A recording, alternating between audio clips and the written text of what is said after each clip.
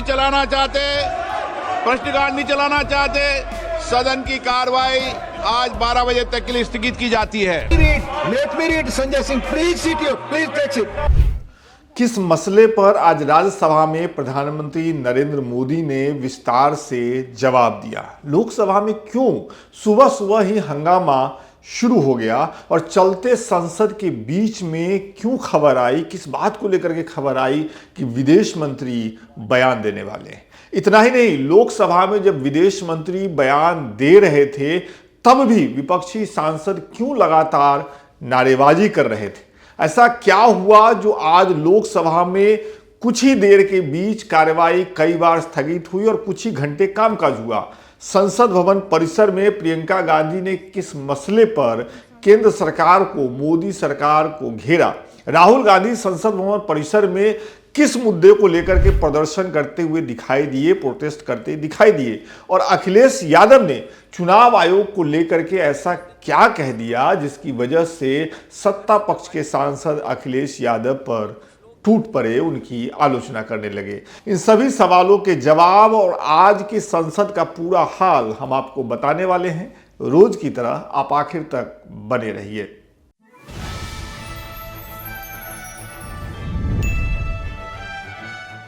6 फरवरी 2025 संसद के बजट सत्र का 5वां दिन। आज विपक्ष ने अमेरिका से भारतीयों के डिपोर्टेशन का मुद्दा जोर शोर से उठाया। विपक्षी कांग्रेस और आम आदमी पार्टी के सांसदों ने लोकसभा और राज्यसभा में इस मुद्दे पर चर्चा की मांग करते हुए स्थगन प्रस्ताव के नोटिस दिए। लोकसभा में कांग्रेस सांसद केसी वेणुगोपाल ने स्थगन प्रस्ताव का नोटिस दिया इसी मसले पर। वहीं राज्यसभा में कांग्रेस सांसद रेणुका चौधरी और आम आदमी पार्टी के सांसद संजय सिंह ने स्थगन प्रस्ताव का नोटिस दिया। संसद के दोनों सदनों की कार्यवाही रोज की ही तरह सुबह 11 बजे शुरू हुई, लिहाजा एक एक करके आपको संसद के दोनों सदनों के अंदर लेकर के चलते हैं। लोकसभा में स्पीकर ओम बिरला तय समय पर अपने आसन पर पहुंचे। सांसदों ने उनका स्वागत किया जैसे रोज ही उनका स्वागत किया जाता है, अलग अलग नारों के साथ। स्पीकर ने प्रश्नकाल शुरू करने की कोशिश की, उन्होंने प्रश्नकाल शुरू होने की घोषणा भी की। टीएमसी सांसद कीर्ति आजाद ने सवाल पूछने की कोशिश भी की, लेकिन विपक्षी सांसदों की तरफ से हो रही नारेबाजी और शोर की वजह से वो सवाल पूछने में नाकाम रहे, उनको सवाल पूछने में दिक्कत हुई। लिहाजा स्पीकर ओम बिरला ने हस्तक्षेप किया, इंटरवीन किया। माननीय सदस्यगणों, आपकी चिंता सरकार के ध्यान में है और ये विदेश नीति का मामला होता है, दूसरे देश का विषय है, भारत सरकार के संज्ञान में है। इसलिए मेरा आपसे निवेदन है कि प्रश्नकाल महत्वपूर्ण समय होता है और प्रश्नकाल के महत्वपूर्ण समय में मतदाताओं की चिंताएं, उनकी समस्याएं, उनकी कठिनाइयों को हम उठाने का प्रयास करते हैं और सरकार जवाब देती है। बहुत कठिनाई से क्वेश्चन लगते हैं, आप उनको बोलने दें कीर्ति आजाद जी को। आप सहयोगी दल को व्यवधान पैदा कर रहे हैं, उनको नियोजित तरीके से प्रश्न उठाने देना चाहते हैं। नियोजित तरीके से सदन को व्यवधान करना, सदन में गतिरोध पैदा करना, ये संसदीय परंपराओं के अनुरूप नहीं है। मेरा आपसे आग्रह है, आप अपने अपने विषय में उठें, 12 बजे आपका विषय आएगा, उस समय आप चर्चा करें। विपक्षी सांसद अमेरिका से भारतीयों के डिपोर्टेशन को लेकर सरकार से जवाब मांग रहे थे। जिस तरीके से 100 से ज्यादा भारतीय नागरिकों को अमेरिका से वापस अपने देश भेजा गया, उस तरीके पर विपक्षी सांसद नाराज थे। ओम बिरला के कोशिश करने के बाद भी, ओम बिरला के समझाने के बाद भी लोकसभा की स्थिति नहीं बदली, हंगामा होते रहा। सो स्पीकर ने लोकसभा की कार्यवाही 12 बजे तक के लिए स्थगित कर दी। लोकसभा की कार्यवाही दोपहर 12 बजे तक के लिए स्थगित हो गई। सदन में ये तरीका आपका उचित नहीं है। मैं आपको आग्रह करता हूं, प्रश्नकाल महत्वपूर्ण समय होता है, आपके सारे विषय गंभीर और संज्ञान में सरकार ने लिए हैं और क्योंकि विदेश नीति का मामला है, दूसरे देश का विषय है, उनकी अपनी पॉलिसी नीतियां होती है। भारत सरकार इस पर गंभीर है। मैं आपसे आग्रह करता हूं कि आप सदन को चलने दें, व्यवधान पैदा नहीं करने दें। हर रोज प्रश्नकाल में गतिरोध उत्पन्न कर आप भारत के मतदाताओं का अपमान कर रहे हैं। ये उचित नहीं है। मैं पुनः आग्रह करता हूं, आप सदन चलना चाहते हैं, प्रश्नकाल चलाना चाहते हैं, नहीं चलाना चाहते, प्रश्नकाल नहीं चलाना चाहते, सदन की कार्रवाई आज 12 बजे तक के लिए स्थगित की जाती है। दोपहर 12 बजे लोकसभा फिर से बैठी। डिप्टी स्पीकर आसन पर आए। विपक्षी सांसद लगातार नारेबाजी करते दिखे। माहौल वैसा ही था जैसे सुबह 11 बजे था, 11 बजे के बाद था। और ऐसे में कुछ ही मिनटों के भीतर लोकसभा की कार्यवाही फिर से दोपहर 2 बजे तक के लिए स्थगित कर दी गई। प्लीज आप लोग बैठिए, सदन चलाने में आप मदद कीजिए। प्लीज आप लोग बैठिए, सदन आप चलाना चाहते हैं, आप सदन नहीं चलाना चाहते, सदन नहीं चलाना चाहते, आप सभा की कार्यवाही 2 बजे तक के लिए स्थगित की जाती है। 2 बजे लोकसभा की कार्यवाही एक बार फिर से शुरू हुई। इस बार भी डिप्टी स्पीकर दिलीप सैकिया आसन पर पहुंचे। विपक्षी सांसदों के रुख में कोई बदलाव नहीं दिखा। अभी भी वो नारेबाजी कर रहे थे। ज्यादातर विपक्षी सांसद वेल में थे। इसी सब के बीच संसदीय कार्य मंत्री अर्जुन राम मेघवाल ने बताया कि अमेरिका से डिपोर्ट किए गए भारतीयों के मामले पर विदेश मंत्री लोकसभा में 3:30 बजे बयान देंगे। लोकसभा में विदेश मंत्री 3:30 बजे बयान देंगे। संसदीय कार्य मंत्री के इस बयान के बाद भी, संसदीय कार्य मंत्री से मिली इस जानकारी के बाद भी विपक्षी सांसदों का मूड नहीं बदला। लिहाजा लोकसभा की कार्यवाही सीधे 3:30 बजे तक के लिए स्थगित कर दी गई। आप संसदीय कार्य मंत्री का बयान और उसके बाद का माहौल खुद देख लीजिए। हमारे इंपोर्टेंट ये बजट का विषय डिस्कशन होने वाला है। मैं माननीय सदस्यों से अनुरोध करता हूं कि वो बजट पे डिस्कशन होने दें। 3:30 बजे 3:30 हमारे विदेश मंत्री जी जिस विषय पे ये एजुकेट हुए हैं उसी विषय पे स्टेटमेंट देने के लिए आ रहे हैं। स्टेटमेंट देने वाले हैं विदेश मंत्री जी। इसलिए मैं अनुरोध करता हूं कि बजट पे चर्चा होने। प्लीज आप सुनिए एक मिनट, आप सुनिए प्लीज, एक मिनट सुनिए प्लीज। सुनिए, माननीय मंत्री जी ने एक क्लियर किया है 3:30 बजे माननीय विदेश मंत्री जी आपका विषय को लेकर के सदन में उनका स्टेटमेंट आएगा। तब तक के लिए सदन चलाने में आप जरूर सहयोग कीजिए। 3:30 बजे माननीय विदेश मंत्री आपका ही विषय के ऊपर यहाँ स्टेटमेंट रखेंगे। कृपया आप सदन चलाने में सहयोग कीजिए। सभा की कार्यवाही 3:30 तक के लिए स्थगित की जाती है। 3:30 बजे विदेश मंत्री एस जयशंकर अपना बयान देने के लिए खड़े हुए, लेकिन विपक्ष की तरफ से आपत्ति दर्ज कराई गई। कहा गया कि विदेश मंत्री ने अपना बयान पहले राज्यसभा में पढ़ा, जबकि उनको लोकसभा में पहले अपना बयान देना चाहिए था। इस आपत्ति पर स्पीकर ने, लोकसभा के स्पीकर ने जो कहा वो आपको सुनना चाहिए। और ये दिलचस्प है कि लोकसभा में हमारे सांसद भी अपने हक और हुकूक की बात करते हैं, मतलब वो अपने हक हुकूक की बात करते हैं। विदेश मंत्री जी, Honorable Speaker, sir, I rise to apprise the House. आगे वहाँ कमिटमेंट हो गया था, इसलिए वहाँ कर दिया। आगे से स्टेटमेंट कभी भी लोकसभा में आएगा।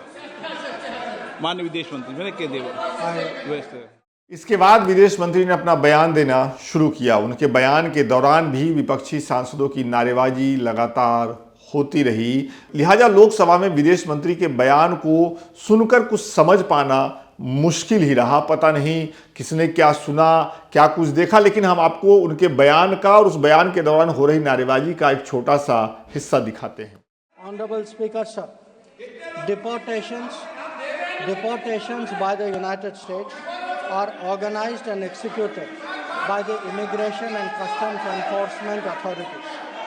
The standard operating procedure for deportation by aircraft used by ICE that is effective from 2012. Sir, I repeat to you, these were procedures that came in 2012. जब विदेश मंत्री का बयान पूरा हुआ इसी तरह के माहौल में, तो स्पीकर ओम बिरला ने आम बजट पर चर्चा करवाने की कोशिश की। उन्होंने कहा कि आम बजट पर चर्चा हो जानी चाहिए, लेकिन इस कोशिश में वो असफल हुए। तो लोकसभा का काम खत्म हुआ। और मुझे पता है आपको लग रहा होगा कि ऐसा ही कुछ राज्यसभा में भी हुआ होगा, लेकिन अगर आप ऐसा सोच रहे हैं तो मुझे कहना पड़ेगा कि आप गलत हैं। राज्यसभा में आज माहौल बदला रहा। आपको लेकर के चलेंगे राज्यसभा में भी, लेकिन राज्यसभा में चलने से पहले थोड़ा बाहर की बात कर लेते हैं। संसद भवन परिसर में जो हलचलें हुई, जो कुछ कहा सुनी हुई, उसकी बात कर लेते हैं। इंडिया गठबंधन की पार्टियों ने भारतीयों के अमेरिका से डिपोर्टेशन वाले मामले में संसद भवन परिसर में प्रोटेस्ट किया। इस प्रोटेस्ट के दौरान कुछ सांसदों ने, इंडिया गठबंधन के अंदर आने वाली पार्टियों के कुछ सांसदों ने अपने हाथ में जंजीर लगा रखा था, माफ करिएगा। वीडियो में, इस प्रोटेस्ट का जो वीडियो है उसको देखना चाहिए। इसमें एक और दिलचस्प बात नोटिस करने वाली है। प्रोटेस्ट के दौरान मल्लिकार्जुन खड़गे बीच में खड़े हैं, उनकी एक तरफ राहुल गांधी खड़े हैं और दूसरी तरफ अखिलेश यादव खड़े हैं। मल्लिकार्जुन खड़गे ने अपना एक हाथ जो है वो अखिलेश यादव के कंधे पर रख रखा है। इस प्रोटेस्ट में आम आदमी पार्टी का कोई सांसद नजर नहीं आया और इसकी वजह है दिल्ली में हुआ विधानसभा का चुनाव। दिल्ली में आम आदमी पार्टी और कांग्रेस दोनों एक दूसरे के आमने सामने लड़े हैं। इस प्रोटेस्ट के दौरान मीडिया से बात करते हुए कांग्रेस सांसद प्रियंका गांधी ने सरकार को घेरने की कोशिश की। मैं ये कहूँगी कि बहुत बातें की गई कि मोदी जी, ट्रंप जी बहुत अच्छे मित्र हैं और मोदी जी ने ऐसे क्यों होने दिया?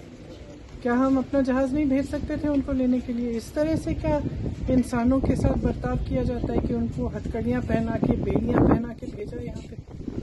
क्या विदेश मंत्री को जवाब देना चाहिए?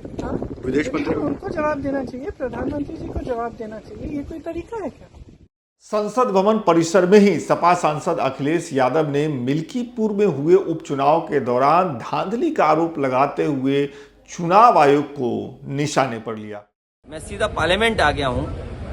अगर मेरे पे कहीं सफेद कपड़ा मिल गया होता तो क्योंकि इलेक्शन कमीशन मर गया, मैं सफेद कपड़ा उन पे पहना देता। आप सोचिए, अधिकारी जाति देख करके पोस्ट हुए। अभी कुछ दिन पहले लोकसभा में भारतीय जनता पार्टी के लिए कह रहे थे कि कुछ लोग जाति जाति करते हैं। भारतीय जनता पार्टी ने जाति के आधार पर पोस्ट किया है। वहां के एसएसपी को लगातार निर्देश मिल रहे थे, लगातार निर्देश दिए जा रहे थे लखनऊ से।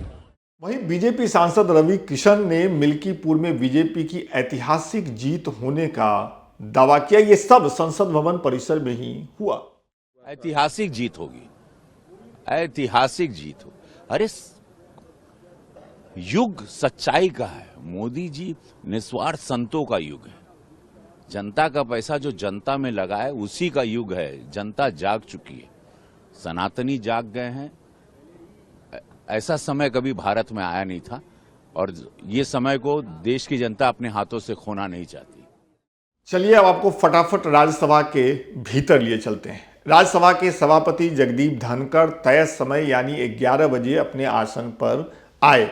कुछ सदस्यों को जन्मदिन की बधाई देने के बाद और कुछ विधायी काम करने के बाद वो आसन से उठकर चले गए और उनकी जगह बैठे उपसभापति हरिवंश। उपसभापति हरिवंश ने सदन को बताया कि किसी भी स्थगन प्रस्ताव को सभापति ने मंजूरी नहीं दी है और उनके इतना कहने के बाद राज्यसभा में हंगामा शुरू हो गया और राज्यसभा की कार्यवाही भी लोकसभा के तर्ज पर दोपहर 12 बजे तक के लिए स्थगित कर दी गई।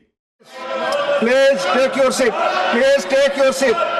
Please take your seat. Please. The house is adjourned to meet at 12 noon. दोपहर 12 बजे राज्यसभा की कार्यवाही फिर से शुरू हुई। सभापति जगदीप धनखड़ ने राज्यसभा को बताया कि अमेरिका से डिपोर्टेशन के मुद्दे पे कई स्थगन प्रस्ताव मिले थे। कई स्थगन प्रस्ताव जो है राज्यसभा सांसदों ने दिए थे, विपक्ष की तरफ से जो सांसद थे उन्होंने। इस मुद्दे पर कांग्रेस के प्रमोद तिवारी ने मुझसे मुलाकात की, मतलब राज्यसभा के सभापति से मुलाकात की प्रमोद तिवारी ने। और आगे सभापति ने बताया कि इस मुद्दे पर विदेश मंत्री एस जयशंकर सदन में राज्यसभा में बयान देंगे। इस दौरान सदस्यों को इंटरवेन करने का मौका भी दिया जाएगा। इस पर संसदीय कार्य मंत्री किरेन रिजिजू ने खड़े होकर बताया, जानकारी दी कि विदेश मंत्री 2 बजे राज्यसभा में बयान देंगे। किरेन रिजिजू के बयान के बाद सभापति ने राज्यसभा में नेता प्रतिपक्ष मल्लिकार्जुन खड़गे का रुख किया और इसके बाद जो हुआ राज्यसभा में वो आप खुद देखिए। अच्छा, I thought you were asking me to observe silence. आपने ऐसे करना नहीं, मैं बोलना चाहता हूँ इसलिए आप उंगली उठाया।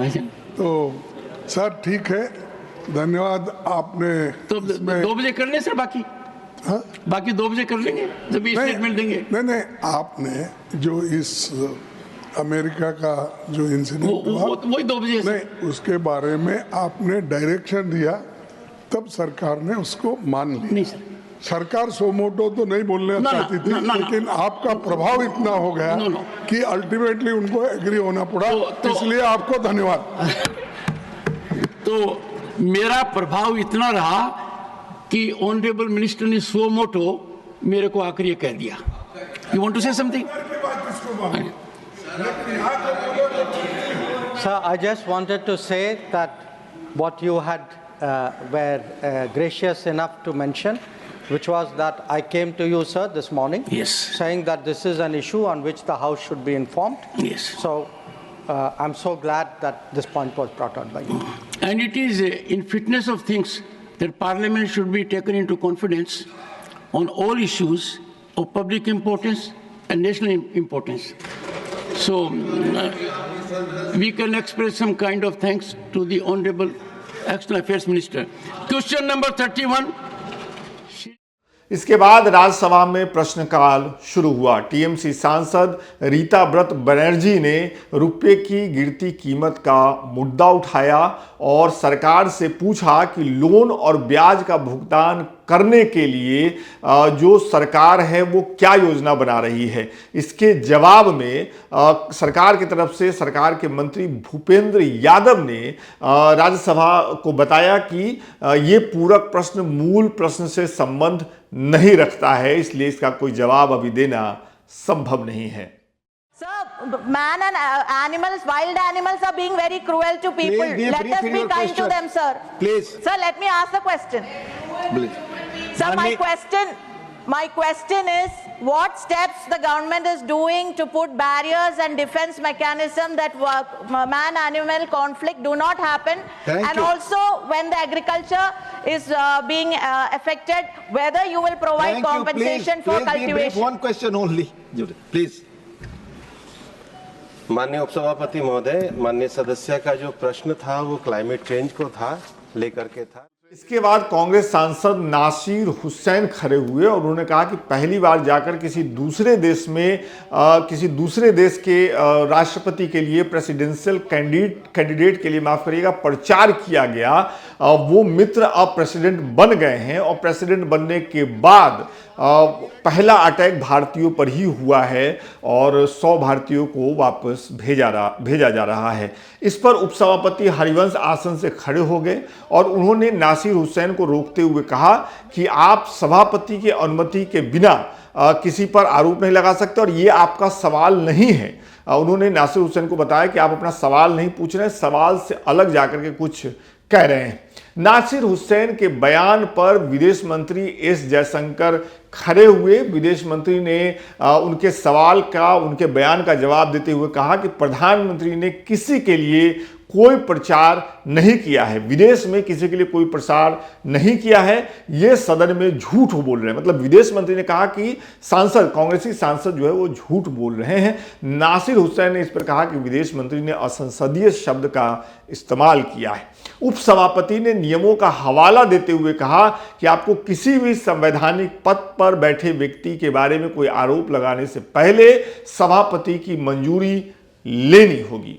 कुछ इस तरीके से प्रश्नकाल पूरा हुआ तो राष्ट्रपति के अभिभाषण पर चर्चा फिर से शुरू हुई और इसी चर्चा के बीच 2 बजे विदेश मंत्री एस जयशंकर ने अमेरिका से वापस भारत भेजे गए जो लोग भेजे गए हैं, जो गैर कानूनी तरीके से वहां रह रहे हैं, अपना बयान दिया। वो बयान आपको पूरा का पूरा सुनवाते हैं, क्योंकि राज्यसभा में विदेश मंत्री जब बयान दे रहे थे तो कोई शोर शराबा नहीं हो रहा था। हालांकि उनका बयान अंग्रेजी में है, लेकिन इसको सुन के समझा जा सकता है।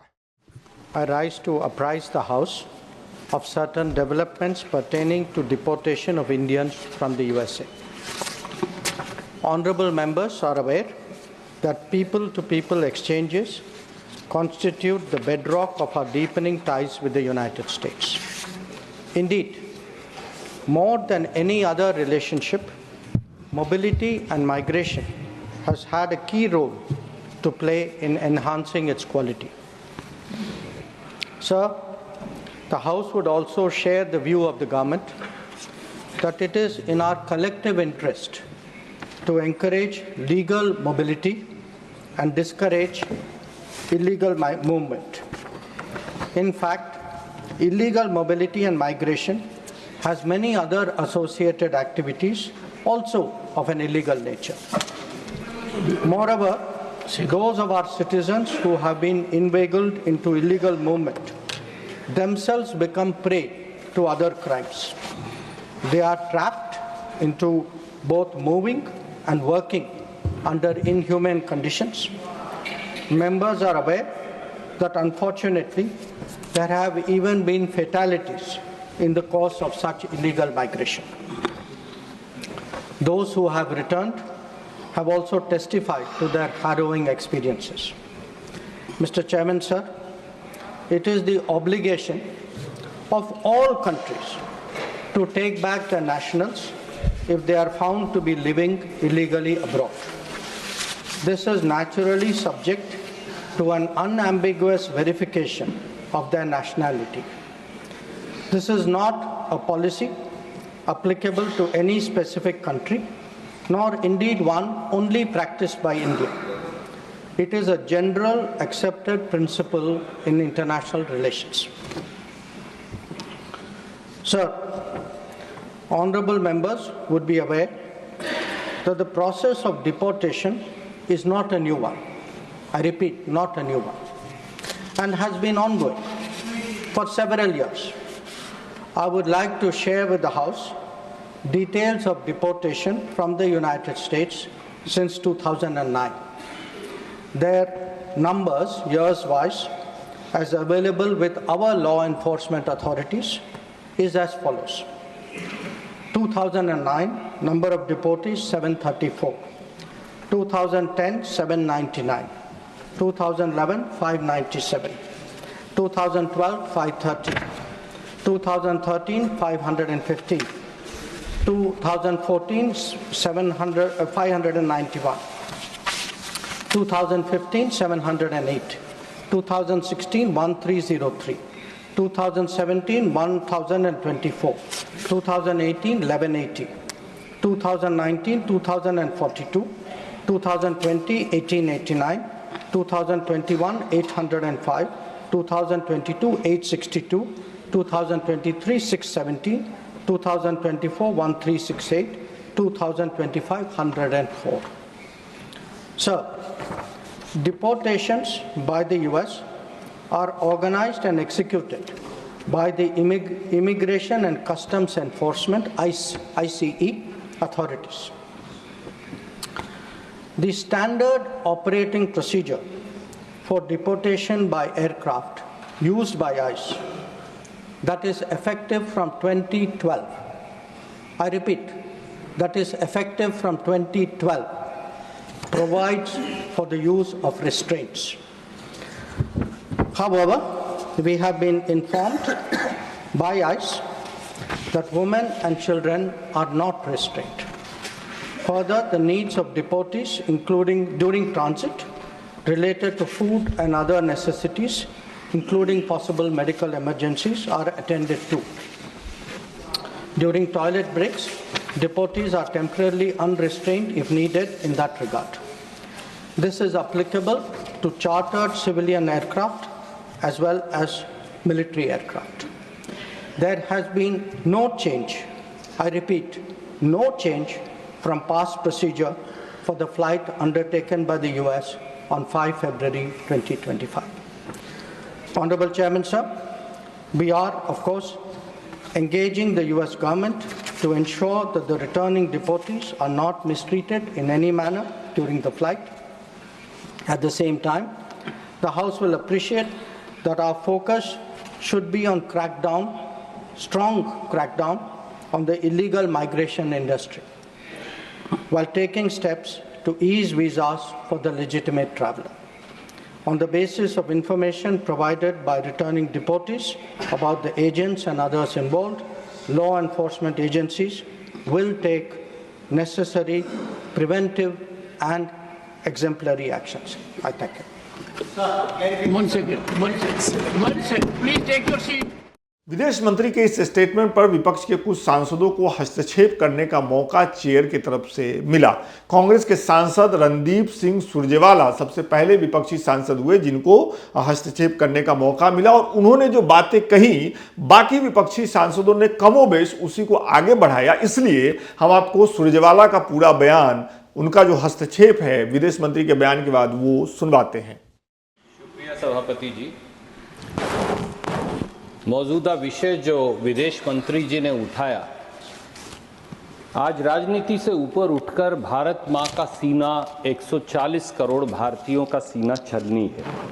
सपने जमी पर, हाथ में हथकड़ी, पाँव में जंजीर, स्वाभिमान जो है वो धूमिल होता हुआ।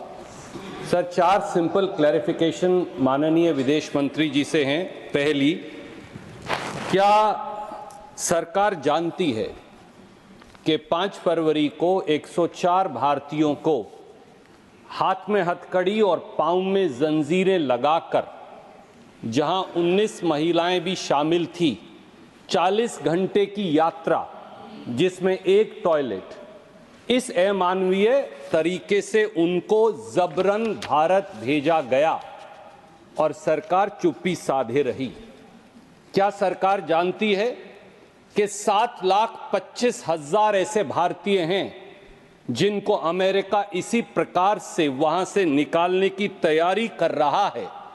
क्या यह व्यवहार एक आतंकवादी या उग्रवादी का व्यवहार है भारतीयों से, या एक मानवीय व्यवहार है? इस पर क्या सरकार टिप्पणी करेगी?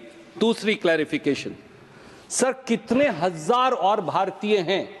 हमने वो तो देखे जो हथकड़ी और जंजीरों में बंधकर आए, हमारे भाई बहन और बच्चे, पर कितने हजार ऐसे भारतीय हैं 7,25,000 में से जिन्हें अमेरिका ने डिटेंशन सेंटर में इसी अमानवीय तरीके से बंद कर रखा है? और उनके क्या हालात हैं और क्या उनको आपने काउंसलर एक्सेस दिया है? तीसरी क्लैरिफिकेशन, सर, क्या अब की बार ट्रंप सरकार नमस्ते ट्रंप पर 100 करोड़ रुपया खर्च करने वाली, उनके गले पड़ने वाली सरकार ये समझती है कि ये सब 7,25,000 भारतीय इसलिए गए कि 2 करोड़ रोजगार बार बार हर साल देने का वादा करने वाली सरकार न रोटी दे पाई, न अच्छी जिंदगी दे पाई, और मजबूरन पत्नी के गहने रहन करके 1-1 एकड़ जमीन बेचकर, अपना मकान गिरवी रखकर ये लोग वहां गए? अब इनके बारे में सरकार क्या करेगी? चौथी clarification, sir, I'll close it then. Thank you. क्या सर, ओनली लास्ट क्लैरिफिकेशन, जब कोलंबिया जैसा छोटा सा मुल्क और उनकी राष्ट्रपति लाल आंख दिखाकर अमेरिका को अब उनके नागरिकों को बेइज्जत और अपमानित करने के बारे में उनको सही मार्ग दिखा सकता है, तो आप क्यों नहीं? विपक्षी सांसदों की तरफ से दर्ज कराई गई आपत्तियों का भी विदेश मंत्री ने जवाब दिया, लेकिन वो उस सवाल को टाल गए जिसमें भेजे गए भारतीयों के हाथों में हथकड़ी लगी है, पैरों में बेड़ियां पड़ी हैं। राज्यसभा में ये मामला यहीं खत्म हुआ। इसके बाद प्रेसिडेंट के अभिभाषण पर चर्चा जो चल रही थी वो फिर से शुरू हो गई और इस चर्चा का जवाब करीब 4 बजे शाम में देश के प्रधानमंत्री नरेंद्र मोदी ने राज्यसभा में दिया। राज्यसभा में चर्चा का जवाब देते हुए प्रधानमंत्री नरेंद्र मोदी ने वही भाषण दिया जो पहले लोकसभा में दे चुके हैं। प्रधानमंत्री के भाषण के साथ ही आज राज्यसभा की कार्यवाही भी स्थगित हो गई अगले दिन तक के लिए। अब आपको आज की संसद रिपोर्ट के बारे में क्या बताना है वो कमेंट करके बताइए, हमें आपके कमेंट्स का इंतजार रहता है। कल संसद रिपोर्ट के साथ फिर से मुलाकात होगी। बहुत बहुत शुक्रिया।